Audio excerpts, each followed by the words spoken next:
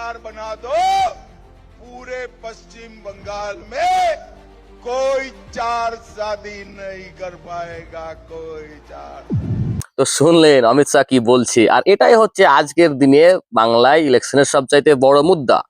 কারণ চারটে বিয়ে মুসলিমরা করবে আর হিন্দুরা একটা নিয়েই সারা জীবন কাটাবে, এটা কিন্তু দিস ইজ নট ফেয়ার। বিষয়টা সমান সমান হওয়া উচিত, তাই তো? মানে মুসলিমদেরও চারটে বিয়ে বন্ধ করা, যাতে ওরাও একটা নিয়ে থাকে আমরাও একটা নিয়ে থাকি, তাহলেই সবাই সমান সমান, পুরুষে পুরুষে আর হিংসে হবে না। বাট ইন রিয়েলিটি আমার 29 বছর বয়স, আমি ভাই 20, 25, 30টা গ্রামদের দেখেছি, কারোর চারটে বউ নেই।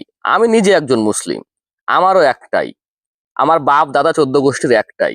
আমি কারোর চারটে বউ দেখিনি। কারণ আমার গ্রামে একজনের দুটো বউ আছে, তার অবস্থা দেখে আমাদের যে গ্রামের লোকজন তারা ওখান থেকে শিক্ষা নেয় যে ওর যে অবস্থা হচ্ছে দুটো বউ মিলে, আর ওর জীবনে যে অশান্তি, আর ওটা দেখে আমাদের পুরো গ্রামবাসীরা একটা শিক্ষা নিয়েছে যে এই ভুল বাবা আর করা যাবে না। কারণ একটা বিয়ে করে তো ফেটে ওলিয়ে যাচ্ছে, যদি আর একটা দুটো করা যায় তাহলে তার অবস্থাটা কি হবে একবার কল্পনা করবেন। আর চারটে তো পরের কথা। ইন রিয়ালিটি এসব কোনো প্রমাণ নেই, এসব কখনো ঘটে না যে চারটে বিয়ে। ভাই অতটা গুদা কারোর মধ্যে নেই যে আজকের দিনে চারটে বিয়ে করে চারটে বউ সামলাবে, সেটা ফাইন্যান্সিয়ালি হোক বা মেন্টালি হোক। একটা বউ নিয়ে সামলাতে এখনকার পুরুষদের ফেটে ওলিয়ে যাচ্ছে, তারা নিতে পারছে না প্রেশারটা। দেখুন যে প্রত্যেকটা বিবাহিত পুরুষকে গিয়ে জিজ্ঞেস করবেন তাদের বউ যখন তার মায়ের বাড়ি যায় তাদের মনের মধ্যে কতটা খুশি ও আনন্দ উতলে ওঠে, যেন খুশি।